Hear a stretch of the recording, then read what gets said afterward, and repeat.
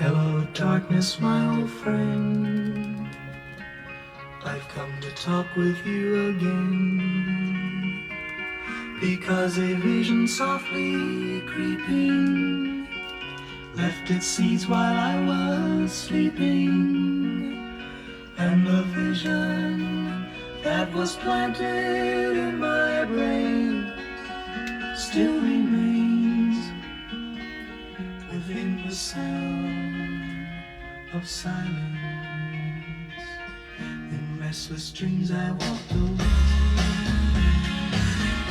narrow streets of cobblestone, neath the halo of a street lamp.